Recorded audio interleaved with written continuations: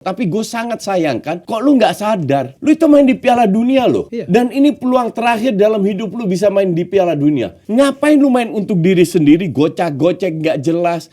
Main, gue merasa setengahnya itu main untuk egonya sendiri. Mainnya kayak kolang-kaling FC. Bener-bener nggak asik ditonton. Gue lebih ngeri MU daripada Spurs sama Chelsea. Tapi kalau lihat Chelsea kayak begini, ngeri juga mainnya. Cuman pertanyaan kan konsisten sampai tidak? kapan? Sampai Konsisten kapan? atau enggak? Untung mereka masih menang dan nggak terlalu tergantung sama Nketiah Bapuk itu. Dan empat-empatnya merugikan Arsenal tanpa ada bukti nyata. Satu pun tidak ada. Terus gue harus ngomong apa? Bahwa itu human error? Enggak, itu enggak human error. Itu amplop error. Jadi tergantung amplopnya berapa tebal. Amplop error ya.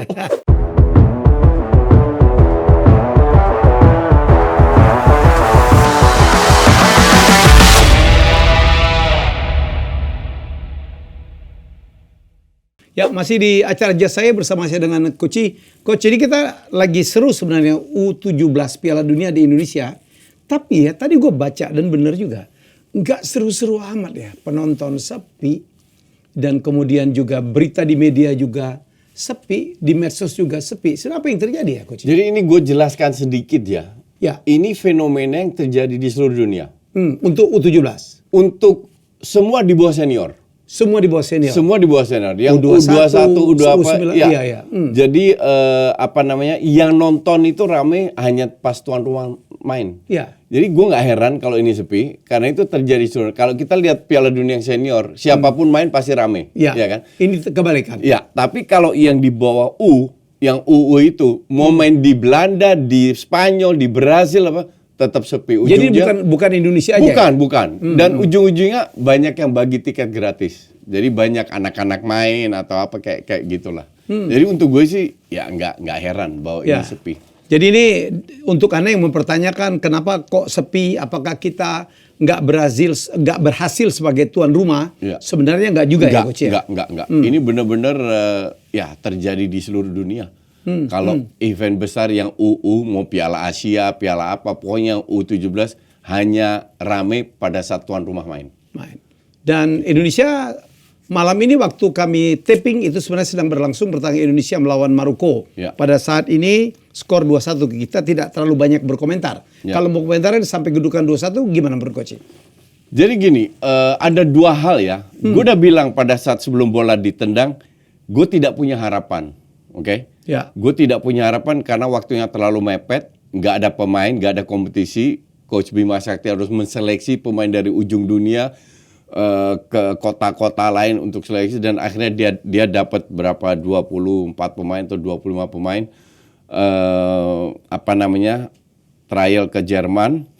Alasannya apa itulah kita nggak usah bahas itu. Trial ke Jerman, balik main di match pertama Ekuador, dan Ekuador itu adalah tim terbaik di grup ini. Iya, Okay? ternyata gue pikir Maroko Coach ya. Enggak, Ekuador, jadi mereka itu juga 2 kali sudah pernah main di U17. Artinya mereka sudah punya pembinaan yang jelas di mana pada saat turnamen datang, entah itu Piala Dunia, Piala Amerika Selatan atau mereka tinggal ambil pemainnya, dibentuk latihan mungkin 2-3 minggu, sebulan main. Oke. Nah, hal kayak ini kita kan nggak punya. Jadi gue bilang apapun hasilnya, gue tidak punya ekspektasi. Waktu lawan Ekuador. Sebelum pertandingan dimain, oke? Jadi gue tetap dukung karena gue tahu betapa susahnya sebagai pelatih untuk menseleksi. Ya, karena tidak ada kompetisi. Ya. Masuk pertandingan Ekuador, 6 menit pertama, gue ngelihatnya begini nih. Salah passing mulu. Tapi, believe it or not, setelah 6 menit, kita bisa ngimbangin. Dan benar-benar ngimbangin. Disitulah harapan gue naik. Oke? Babak kedua, menit 60 stamina drop. Kita bisa nahan 1-1. Prestasi yang luar biasa. Tapi untuk gue adalah, ternyata Bima Sakti berhasil untuk bisa membuat pemain ini bermain sesuai dengan aturan sepak bola modern. Dari kaki ke kaki, passing, nggak panik dan apa-apa. Hebat ya Bima Sakti ya? Hebat. Masuk karena di babak pertama gue tingkatkan harapan gue, masuk ke lawan Panama. Panama ini brother yang paling lemah dibanding Maroko sama Ekuador. Ya. Artinya ya kita selevel lah. Atau at least kita punya peluang menang. Apalagi di tuan rumah ya. Apalagi tuan rumah. Oke. Babak pertama itu nggak kelihatan apa-apa seperti yang mereka tunjukkan babak pertama lawan Ekuador. Oke. Passing salah, banyak dribbling, terlalu banyak dribbling, bola hilang nggak jelas, crossing. Kadang gue kesian sama pemain belakangnya juga, karena pemain tengah itu nggak minta bola, terlalu sedikit, tengahnya gone. Panama menguasai. Sebenarnya nggak perlu sama sekali. Maksudnya we could win the game ya. Absolutely. Masuk strategi berubah ya. Ya. Oh ya, strategi berubah karena Coach Bima Sakti melihat bahwa mereka keteteran dengan stamina, mereka kan main high press tuh. Ya. Akhirnya dirubah, mereka nggak main press. Mereka defense di babak sendiri, Oke. coba membangun serangan untuk jadi berhasilnya selama 90 menit kita nggak keteteran secara fisik. Nah di situ Coach Bima berhasil. Tapi sebenarnya gue nggak salahkan Bima Sakti. Kenapa? Karena gue melihat ini murni pemainnya yang harusnya bisa passing, dribbling, dan tiap kali coba ngelewatin bola hilang. Body kalah semua. Kalau you kalah lawan tim yang bodinya lebih kuat, what would you do? Sebelum dia datang passing dulu dong. Iya kan? Passing dulu, kita lari, minta bola, passing, lari, passing. Ini enggak. Jadi kadang gue kasihan sama pemain belakangnya, mereka dipaksa untuk crossing karena tengah tidak minta bola. Menit 60-an. Menit 60 atau something, 60-70 lah. 3-3 diganti tengah. 3-3 pemain tengah diganti, baru ada sedikit balance. Baru bisa ngelawan. Yang bikin gue gedek itu si Kakak yang cetak gol. Di Liga Inggris atau Liga modern lah, kalau kita ketinggalan lawan tim yang kita bisa lawan, kita cetak gol seri, kita ambil bola langsung kick off untuk incer gol kedua. Ya. Kecuali lawan kita jauh lebih bagus, Oke. kita tim kecil, kita ulur waktu, ya kan? Iya. Kita ulur waktu biar skor seri. Kita ini bisa ngelawan Panama. Peluang untuk dapat 3 poin itu lawan Panama. Si Kakak cetak gol joget-joget dong. Wah, gue bener-bener gedeg banget. Itu gue curahkan kegedakan gue di DPI, di IG gue, di Twitter. Bahwa lu buat apa joget-joget gitu. Buat TikTok, tim lu itu belum unggul. Beda kalau tim lu unggul. Ya. Ini masih seri. Harusnya lu ambil bola langsung kick off. Kenapa? Karena lawannya sepadan. Dan kita butuh 3 poin. Peluang kita untuk cari gol itu di sini. 3 poin lawan Panama. Lawan Maroko jauh lebih berat. Karena mereka lebih bagus. Oke, 1-1 selesai. Untuk gue, bukan masalah 16-17. Masalah yang gue lihat, mereka itu nggak sadar. Dan ini gue sayangkan. Gue tidak marah atau emosi. Tapi gue sangat sayangkan. Kok lu nggak sadar? Lu itu main di Piala Dunia loh. Iya. Dan ini peluang terakhir dalam hidup lu bisa main di Piala Dunia. Ngapain lu main untuk diri sendiri, gocek-gocek nggak jelas. Main, gue merasa setengahnya itu main untuk egonya sendiri. Pengen dilihat, pengen disorot. No, lu harus sadar dengan kapasitas lu. Kekuatan Indonesia adalah kayak babak pertama lawan Ekuador. Passing minta bola, passing minta bola, passing. Jarak pendek. Baru kita sampai ke final third. Ini nggak di sayap, berkali-kali kita coba ngelewatin, berkali-kali bola hilang. Ini mungkin karena kebersamaan yang kurang ya, Coach ya. Gue nggak ngerti, gue nggak tahu apa alasannya. Yang jelas, sepak bola itu nggak kayak begini mainnya. Sepak bola adalah pada saat kita pegang bola, kita nggak kebobolan. Artinya kita harus sebanyak mungkin pegang bola. Ya. Simple kan? Kalau lu nggak bisa ke depan, lu passing ke belakang. Itu terjadi lawan Ekuador babak pertama. Lawan Panama nggak bisa passing ke depan, crossing ke depan. Hampir semua crossing, praktis semua crossing hilang, nggak ada peluang. Nah ini yang bikin gue sangat sayangkan kok ada kira-kira setengah pemain nggak sadar kalau lu ini main di Piala Dunia, bahwa lu punya peluang untuk menang. Faktor pelatih, Coach. I don't know. Gue nggak. Kan mestinya kan ngelihat itu kan bisa teriak, bisa apa gitu harusnya. Masuk ke Maroko tadi. Ya you kan masih kena macet ya sampai jalan kaki. Gue nonton satu babak. Ini penyakit lawan Panama sama. Crossing, dribble. Kita nggak bisa pegang bola lebih dari 3 detik. skor 2-0, 2-1 free kick luar biasa. Akhirnya kita siaran, jadi gue matiin, gue nggak nonton lagi. Tapi intinya adalah yang gue sangat sayangkan gini, kalau seandainya mereka nggak lolos, that's okay, karena dari awal kita nggak ada harapan. Tapi sangat disayangkan lu sebagai tuan rumah main di Piala Dunia, lawan Panama, lawan Ekuador luar biasa mainnya, dapat 1 poin, lawan Panama lu bisa dapat 3 poin, sia-siakan karena ego. Nah ini yang bikin gue sangat disayangkan. Kalau seandainya kalah lawan Maroko, ya let it be lah. Tapi sangat disayangkan lu nggak ambil 3 poin. Lu ambil 3 poin lawan Panama, lolos. Ya, 4 poin artinya ya. 4 Tinggal poin. Maroko. Ya, tapi berat juga Coach. Berat. Selisih gol Maroko ya. lebih bagus. Oh iyalah. Di babak pertama Maroko is very smart. Di press depan, passing ke Maroko belakang. tuh semifinalis Piala Dunia Coach. Enggak, tapi U17 beda. Mereka kalah 2-0 lawan Ekuador. Lawan Ekuador. Ya, itu kejutan artinya, juga ya. Ya, kita bisa memberi perlawan, tapi tidak dengan cara main kayak begitu. Oke Coach, siapa tim yang kejutan? Menurut saya Senegal, Mali, tim-tim yang luar biasa ya. Senegal kalau nggak salah ngalahkan Argentina. Afrika itu nggak boleh diremehkan, karena mereka secara fisik itu selalu kuat.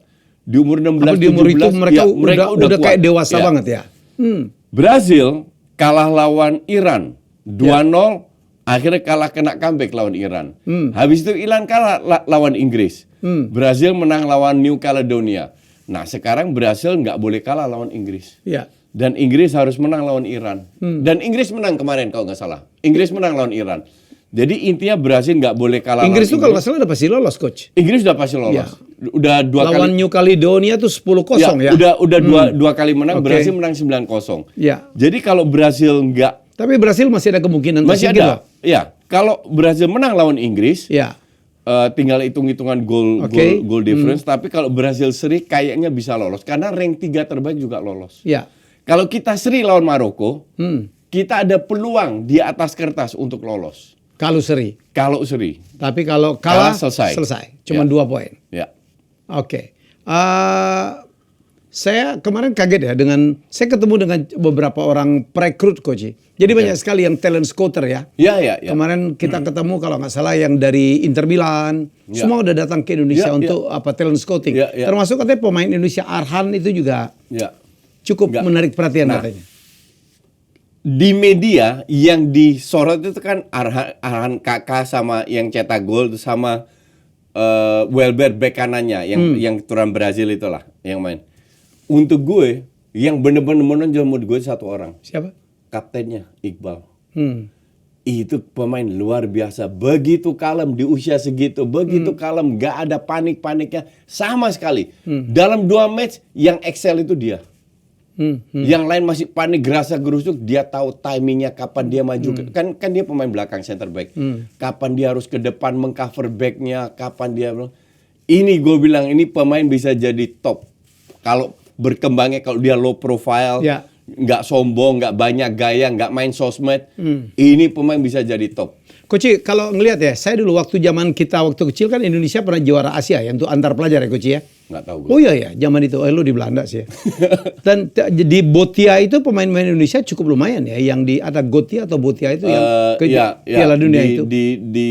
Itu nggak bisa jadi parameter karena itu SSB, antar SSB. Ya. Dan SSB yang bagus-bagus pemainnya itu kalau di Eropa pemain yang bagus di SSB itu biasanya udah diambil-ambilin. Ya, oleh klub profesional. Jadi Gotia klub itu nggak bisa jadi parameter. Cuman ini membuktikan bahwa yang gue lihat ya tolong PSSI fokus ke pembinaan. Ya, darurat ini ya untuk Pak Erik ya. Bukan untuk 17 saja, untuk 15, 13 harus sampai bergulir 10 tahun. ini. Harus benar-benar. Sehingga kalau kita diberi kesempatan untuk ikut turnamen level dunia, kita udah siap. Ambil pemain dari SSB.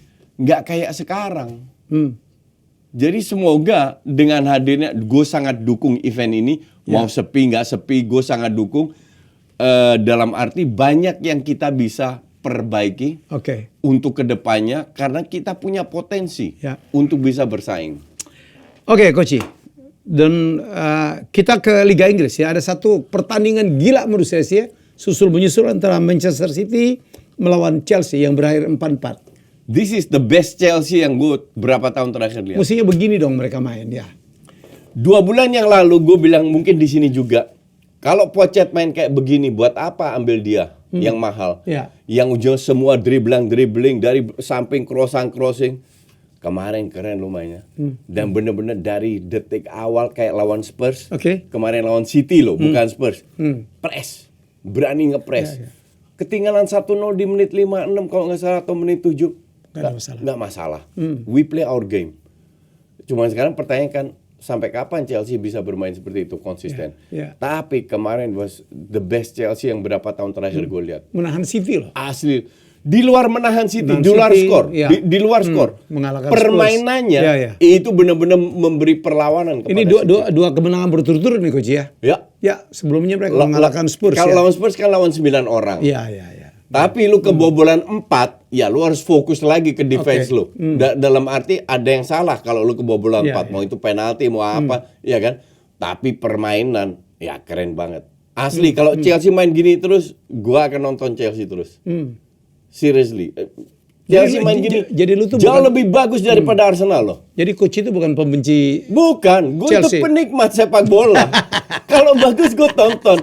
Madrid main bagus, gue tonton. Kalau kemarin gua bukannya dukung dia, memang Chelsea pantas dihina lah ya dengan investasi gila-gilaan kayak gitu. 900 juta loh. Gila ya. Main kayak begitu. Ya, jadi Dan udah 2 musim nih. Ya, gue kalau 3 pelatih atau 4 pelatih ya? 3 pelatih kali. Potter, Lampard, ya 3. Iya. Nggak, I mean, ya gue emang suka ngebully kalau jelek. Mau Arsenal aja gue bully. Tapi kalau bagus gue juga bilang. Dan gue sangat enjoy Chelsea. Gue nonton lawan Spurs sama City. Dua-dua gue sangat enjoy nonton Chelsea. Oke. Dan Jadi- Spurs 2 kali kalah berturut-turut Coach. Ya nggak heran. Kan gue bilang, pelan-pelan turun. Sekarang rank 4. Dari nomor 1 loh ya. Iya. Iya. Iya akan turun lagi. Iya. Nggak masuk hitungan gue lah Spurs itu. Dan MU udah nomor 6 Coach. MU nomor 6. Nggak heran juga. Nggak ada juga. Jadi kemarin orang sempat mau Ten Hag out. Ya, Sekarang ternyata dia punya statistik yang sudah sama dengan Ferguson untuk 50 the first 50 game ya. Kalau mainannya jelek, I agree. Gue setuju. Cuman ini kan gini. Kalau kita punya kualitas pemain jelek, Oke. itu lebih parah. Ini kualitas pemain bagus, permainannya jelek. Oke. Tinggal perbaiki permainan karena kualitasnya sudah ada. Oke. Beda kalau kualitas pemain jelek, main jelek, nah itu nggak ada harapan. Mau dating klub sama Pep pun nggak bisa. Tapi MU itu kan pemain bagusnya kan cedera semua Coach. 16 pemain. Iya. 16 pemain sekarang di. Bahkan dalam musim ini sudah 21 pemain kehilangan. Kehilangan. Ada aja yang cedera. 21 Belum lagi yang pemain bermasalah yang hukum ya. Greenwood, kemudian ya. Greenwood out, Anthony, Sancho. Jadon Sancho bertingkah. Iya.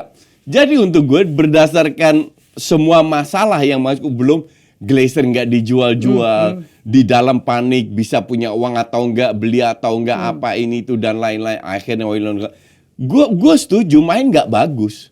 Tapi apa yang gue bilang sebulan yang lalu mereka butuh 6-7-8 ugly win. Ini ugly win ya, 1-0 Ini di ugly menit-menit win akhir. kelima. Iya. Jadi masih 1-2-3 ugly win lagi, baru harusnya mereka bisa Untuk main statistik bagus. we don't care. Ya. Kenapa? Mau ugly win. Ya, mau ya beautiful win, untuk fans of you nggak ada masalah lah. You don't care. Tapi kan gue mengamati itu. Dan ya. prediksi gue 6-7 mungkin 8 ugly win, habis itu mereka harusnya bisa survive. Ya. Kan gue selalu bilang, di awal gue bilang, gue lebih ngeri MU daripada Spurs sama Chelsea. Tapi kalau lihat Chelsea kayak begini, ngeri juga mainnya. Cuman pertanyaan kan Konsisten sampai tidak? kapan? Sampai Konsisten kapan? atau enggak? Arsenal yang harus ngeri, karena Arsenal itu nggak ada bagus-bagusnya loh mainnya. Ya dan mulai menurun juga ya Arsenal. Iya, ya. menurun. Musim ini menurun banget. Padahal di awal-awal, wah kencang ya. Selalu begitu. Nggak, dari permainan dibanding musim lalu, nggak bagus Arsenal. Untung mereka masih menang. Bagusan musim lalu. Mainnya, oh iya. Tapi mereka critical win lah ya, melawan Manchester City 2 kali menang ya. Iya. Itu yang ngalahin MU Ya, gitu. untung mereka masih menang dan nggak terlalu tergantung sama Nketiah bapuk itu. Ekspektasi fans Arsenal itu lebih tinggi daripada musim lalu. Kenapa? Karena musim ini, musim lalu runner up, main bagus. Ya. Musim ini ditambah 250 juta. Harusnya Lebih bagus dong. at least imbang lah. Dan dapat pemainnya bagus-bagus kan Iya. Coach? Nah sekarang mainnya di bawah itu. Maka dari itu ya mungkin Raya butuh waktu, Havertz main 3 match terakhir nggak jelek loh. Nggak bagus amat, nggak cetak gol. Tapi udah pelan-pelan kayaknya dia bisa adaptasi. Tunggu Timber balik, Raya main. Jangan mainin Nketiah, Trossard aja sebagai striker. Nketiah itu bapuknya minta ampun. Kalau itu dilakukan selama Martinelli on fire, bisa didukung sama Tomiyasu ataupun Zinchenko, oke aja. Tapi ya, ini akan jadi seru di Liga Inggris. Nanti MU bangkit, Chelsea bangkit, Arsenal, City, Liverpool, lihat harus nggak bisa lengah juga, bisa kesalip. Apakah bangkit? Ya, Newcastle enggak. Selesai ya. Newcastle itu sama Spurs cocok di rank 6-7 lah. Jadi kalau mereka masuk kemarin champion itu memang Itu satu faktor luck-nya gede. Lihat aja Newcastle sekarang rank 4 di grup. Bisa lolos, dan tapi kalah dari tim yang enggak ya. Iya, I don't think so mereka lolos. Coach, kemarin ada satu kontroversi ya, VAR, percakapan yang VAR waktu Arsenal lawan Newcastle yang itu kemudian dibuka ya, Ya Coach? kenapa dibuka setelah 2 minggu? Karena ya harus nego dulu sama duit Arab. Bayarnya berapa? Kalau bayarnya bagus, baru gue buka. Ya kan nggak make sense, kan nggak make sense 2 minggu baru dibuka gitu loh. Dan percakapannya kocak. Pelanggaran ke Gabriel itu jelas-jelas dong. Oh enggak, itu Gabriel udah maju ke depan gimana?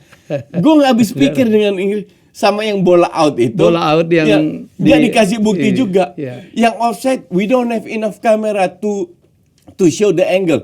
Lah, lu nggak punya cukup kamera untuk VAR. Aduh, bener-bener. Kalau lu nggak punya cukup kamera, lu nggak boleh sahkan juga dong. Oke. Iya kan? Jadi ini Inggris ini bener-bener kocaknya kocak. Kocaknya kocak. Ya. Makanya gue berani bilang wasit Liga 1 udah bagus, lebih bagus daripada IPL. Kenapa? Karena mereka nggak punya VAR. Jadi kalau bikin kesalahan, human error. Excuse. Ya, human error kan. Ini kan nggak boleh dong ya. VAR itu kan untuk membantu wasit ya. Ini udah dibantu VAR, tiap minggu masih bikin kesalahan sampai gue pikir, ya ini jangan ada sesuatu di belakang ini. Ya itu wasit yang pegang Arsenal Castle, anaknya beli Mercy semua itu. Wasit VAR sama wasit di lapangan itu.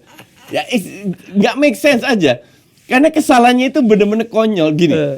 Kalau kesalahannya kayak Luis Diaz di Spurs lawan Liverpool, offside atau tidak, oke?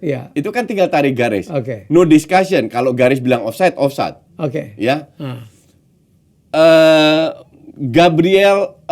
Højlund sama Rodri. Højlund tarik di kotak penalti. Itu tinggal penalti atau tidak? 50-50. Itu interpretasi ya. MU lawan Fulham. Bola ke atas, Garnacho terlibat dalam proses dianulir. Maguire terlibat atau tidak? Kalau dibilang terlibat, 50-50. Ya. Ini 4 kasus dalam satu momen. 4 kasus dalam satu momen. Hands-nya aja yang Joelinton hands nggak dibahas sama mereka. Dan 4-4-nya merugikan Arsenal tanpa ada bukti nyata. Satu pun tidak ada. Terus gue harus ngomong apa? Bahwa itu human error? Enggak, itu enggak human error. Itu amplop error. Jadi tergantung amplopnya berapa tebal. Amplop error ya. Tergantung amplopnya berapa tebal itu. Coach, ini Jim Ratcliffe ini udah hampir pasti menjadi apa memenangkan. Gue bilang sih udah untuk pasti. membeli saham. Tinggal tunggu tanda tangan. Dia kan cuma tangan. ngasih 25% doang tuh Coach. Itu yang gue nggak habis pikir juga. Apa yang dibalik pemikiran Glazer untuk menjual 25%. You don't need to sell gitu loh. Either lu sell semuanya atau enggak sama sekali. Kalau sell semuanya dia pasti ngambil Qatar dong. Qatar, Itu yang dia nggak mau. Kalau dugaan gue nih Coach, dia nggak mau semuanya karena dia berharap setelah investor baru invest, sahamnya naik baru dia lepas. Tapi kalau dilepas, gue nggak yakin Qatar mau karena masih ada 25% dipegang sama. Oh iya nggak maksud gue, makanya dia nggak mau ngambil yang Qatar. Qatar kan value-nya ditawarkan lebih tinggi dong dari Jim. Iya, jauh. Iya kan? Dan ditambah dengan renovasi stadion, pembelian pemain, pelunasan utang, what else gitu. Iya. Dan emang ini orang nggak peduli dengan MU. Iya, iya. Yang dia peduli hanya duitnya aja yang dia Duitnya bisa aja. terima. Nah, Jim masuk, oke, gua ambil 25% nih. Ya. Dia mau ambil lebih gedenya, menurut gua duitnya nggak cukup tuh orang. Emang nggak cukup? Emang nggak cukup, dia Jadi, bilang kan, dia akan minjam kan? Aturan nggak boleh pinjam sekarang. Jadi aturan di Liga Inggris kalau mau beli pemain itu harus pakai duit sendiri, nggak boleh pinjam. Sebelum itu baru tahun ini loh. Aturan baru, maka dari itu yang dia rencanakan juga mau beli semuanya. Oke. Akhirnya turun ke 25%. Duitnya segitu cuman ya. Karena duitnya cuma segitu. Duit cashnya. Ya orang berharap, oh dia pencinta MU. Tapi dia pernah nawar Chelsea loh nih orang. Bullshit lah. Bullshit lah. Pecinta itu. Itu Iya. ujungnya duit semua lah. Iyalah. Yang gue pertanyakan justru, ini dengan masuknya Redcliffe, manajemen kan dirubah. Ya, Ya kan? Arnold mundur Ya, ya. Arno Muna. Murtough, Nanti ya. kedepannya akan banyak yang diganti Oke, orangnya. oke. Dan dia mau terlibat, dia mau jadi sporting director kan. Yang gue pertanyakan adalah apakah berbuah hal yang positif atau sama aja? Atau lebih parah. Atau lebih parah, sama ya kita lihat Todd Boehly lah. Iyalah. Dalam setahun keluar 900 juta hasilnya kayak gitu. Nah sekarang kita lihat salah satu kelemahan MU kan beli pemain terlalu mahal. Ya, selalu overpriced. Selalu overpriced. Karena tim manapun kalau rilis, kalau Iya. MU yang beli dibikin mahal. Iya. Nah sekarang si Redcliffe ini harus bisa nego. Dalam arti dia harus membuktikan bahwa dia sebagai Punya orang pemegang untuk saham, menegosiasi iya, ya. pemegang saham dia harus bisa nego bahwa lebih bagus daripada sebelum-sebelumnya. Zamannya Woodward itu yang parah itu. Oke. Dan beberapa pemain katanya udah ditawar keluar ya. Anthony mau ditukar, Jadon Sancho kayaknya kalau nggak ke Arab ke Juventus. Casemiro ke Arab. Ya. Casemiro. Ya. Sebenarnya intinya kan dalam sepak bola itu simple. Kalau ada orang yang mau beli pemain mahal, ya kenapa nggak dijual? Iya, iya. Selama ada value-nya. Ada value-nya. Iya. Let's say contoh Casemiro lah. Iya. Kalau ada klub Arab yang mau bayar Casemiro 100 juta, ya gue jual. Jual. Banyak penggantinya. Cari yang ya. lebih muda. Iya, yang muda. 50-60 juta masih ada duit sisa. Sancho sama. Kalau Sancho yang nggak perform itu, oke, pasti rugi. Nggak mungkin 90 juta kan. Iya, iya. Let's say 60 juta lah, gue jual. How about Anthony? Anthony itu udah mahal mainnya, aduh nggak kreatif banget ya. Tapi Ten Hag masih percaya sama Anthony. Jadi Anthony kayaknya kecuali ada Arab yang duitnya jatuh dari pohon kurma, nawarin 150 juta contoh, ya dia akan hengkang. Dan Bruno pun gue dengar ditawar coach ya. Ya semua siapa yang nggak ditawar sama Arab? Ya Bruno. Semua Ya. ditawar. Jadi semua kembali lagi. Karena Bruno tuh belinya murah banget ya. Nggak tahu gue. 40-an Ya gue nggak tahu. Bruno. Semua kembali tergantung harganya berapa. Kalau worth it ya bisa dijual. Sesimpel itu. Oke, Coach, kita lihat ke Xabi Alonso bersama Bayern Leverkusen. Masih nggak terkalahkan nih di apa? Ya, gue rasa ini kan tahun pertama dia ya. Ya. Dan dia membawa angin segar dengan gaya bermainnya.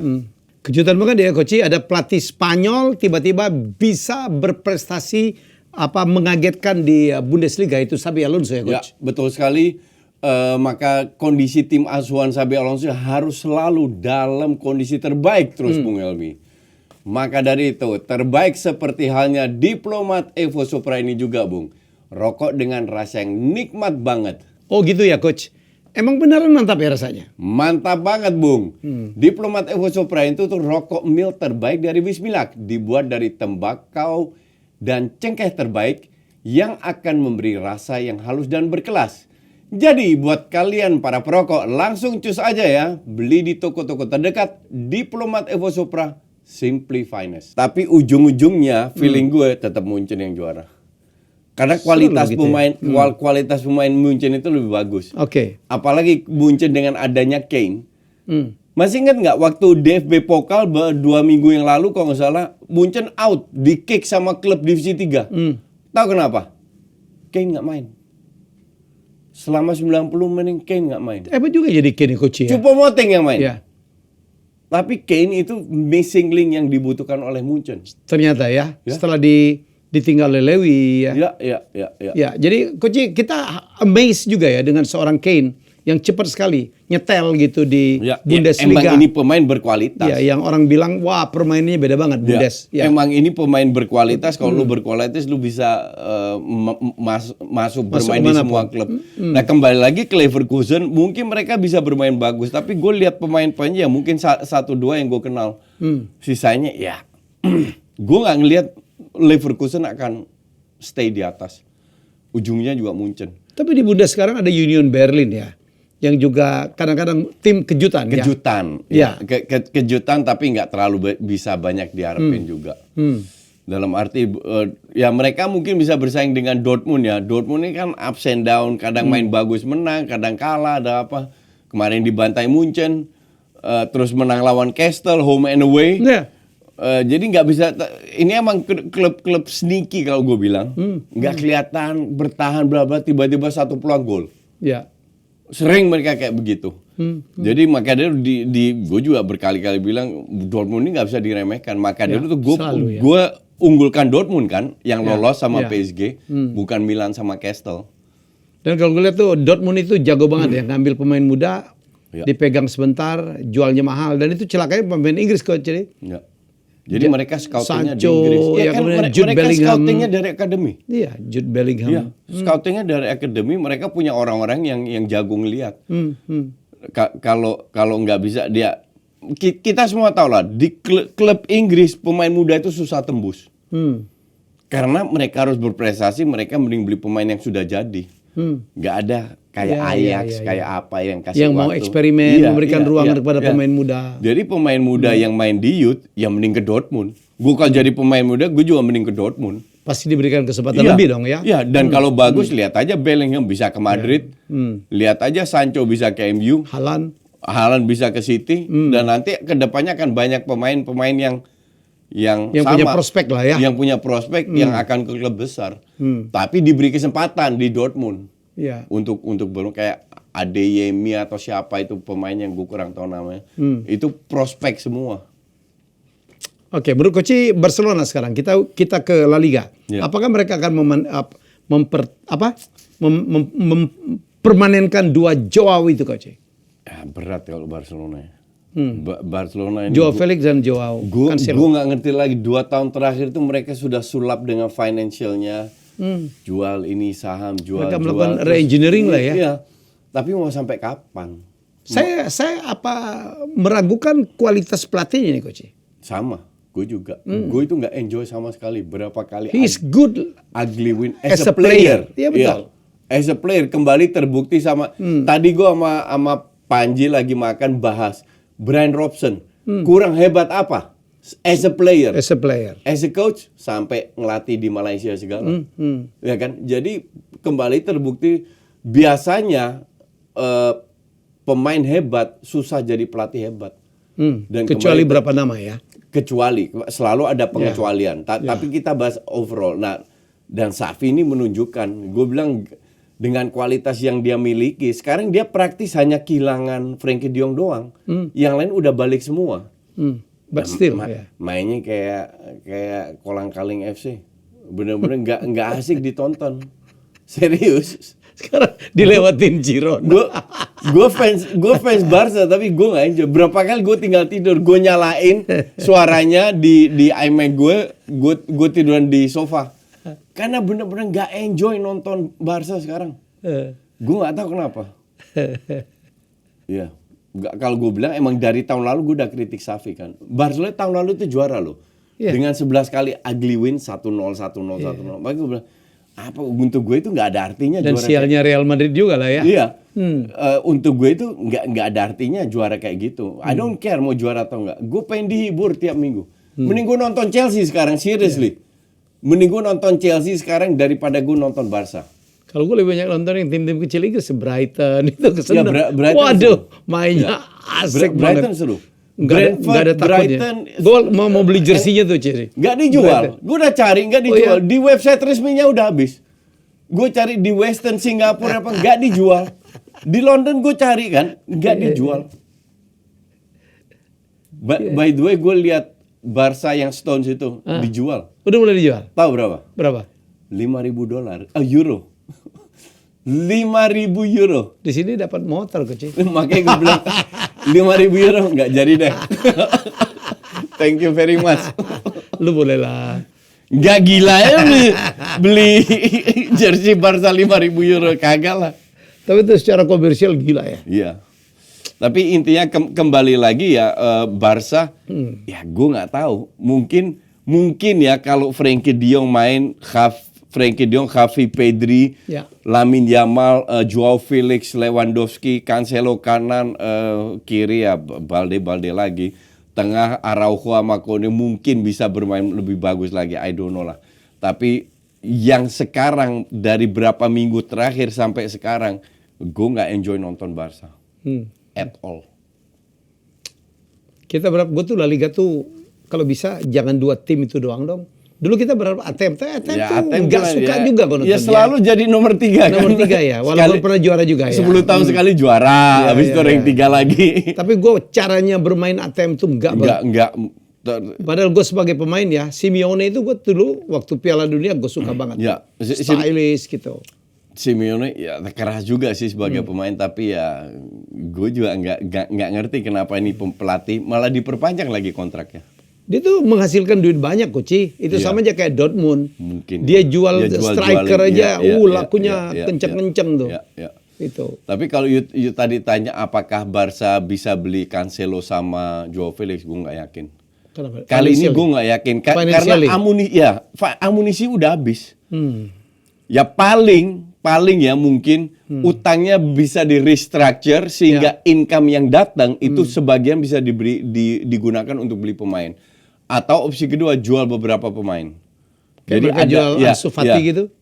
Ya, contoh. Itu kenapa Ansu Fati dijual? Itu kan pemain masa depan Coach menurut gue ya. Iya, tapi dia semenjak cedera itu udah nggak kembali ke form yang normal yang kita kenal. Sayang sekali. Kayaknya dia masih ada. Gue aneh aja tuh nonton di Liga Inggris. Ini pemain mestinya di sana tuh. Kayaknya traumanya itu masih ada. Sayang, sangat ini pemain luar biasa sebelum dia cedera ya. Kalau gaya bermain kan mungkin lebih keras di Spanyol memang. Iya. Tapi dia cocok main di Brighton karena Brighton main tactical kan. Tactical yes. Jadi ini pilihan udah benar main di Brighton. One touch gitu ya. Kalau perlu masih setahun lagi di Brighton sehingga udah matang baru balik lagi. Tapi gue bilang sih ya gue nggak tahu sulap apa yang dilakukan Laporte, tetapi kayaknya udah susah untuk jual-jual. Paling yang bisa dilakukan adalah restructure debt. Itu jadi kalau let's say tiap tahun harus bayar 500 juta dikurangin ke 300 juta. Jadi diperpanjang lagi lah kasarnya begitu dengan bunga ekstra whatever lah sehingga tiap tahun mereka ada dana untuk beli. Karena itu penting buat income ya, buat sponsor, buat survive di Champions League. Jadi bisnis sepak bola itu ada korelasinya antara prestasi dan revenue gitu. Nah, Barca itu kan menjual saham, menjual right. Itu kan banyak banget Coach ya dalam rangka menyelamatkan keuangan mereka. Jadi for the future saya pikir penghasilannya mereka pun akan nurun tuh karena harus bagi kan. Sekarang cukup ya. Betul, sekarang cukup tinggi. Pos yang paling besar itu kan di gaji pemain. Nah, ini harus di-cut. Gaji pemain harus di-cut. Jadi pemain yang datang nggak boleh gaji tinggi. Dan dijual baru. Dan mereka udah lakukan itu kan? Udah lakukan itu. Jadi ke depannya ya seperti yang datang ke Barca ya pemain yang cinta Barca aja kayak Rafinha, Koundé yang benar-benar pengen main di Barca. Karena main di Barca tuh satu kebanggaan kan untuk orang ya. Iya. Siapa nggak mau main di Barca? Sama kayak Barca Madrid lah. Semua pemain mau main di situ. Kotanya enak. Ya. Dan kotanya itu secara cuaca keren Coach. Ya. Kayak Frenkie de Jong itu nggak mau ke Inggris gara-gara dia cinta banget dengan udaranya Barca ya. Dan dia takut istri juga. Istrinya cocok di situ. Itu. Barca itu untuk yang belum pernah ke Barcelona itu kota yang punya gunung, punya pantai. Banyak art, historinya. Kalau lu suka seni dan lain-lain itu benar-benar arsiteknya Gaudi luar biasa di situ. Gaudi. Makan.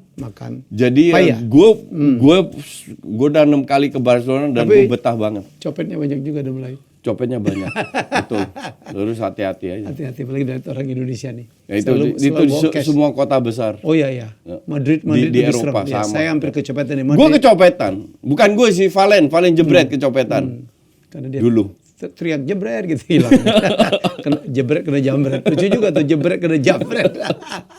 Kita bisa jadi judul tuh. Coach, kita ke Inter Milan sekarang berada di puncak ya. Di Serie A. Ya, gue nggak heran juga karena Inter ini lagi konsisten mainnya. Konsisten dari tahun lalu di bawah Inzaghi untuk gue sangat konsisten. Cuman yang jadi masalah dengan Inter, mereka tidak punya banyak pemain yang bisa cetak gol. Sangat tergantung ada sama Lautaro. Sangat tergantung sama Lautaro Martinez ya. Ya semoga dia nggak cedera aja, kasarnya begitu. Yeah. Dan sekali-sekali Thuram cetak gol, tapi benar-benar sangat jarang. Kemarin Di Marco cetak gol keren banget.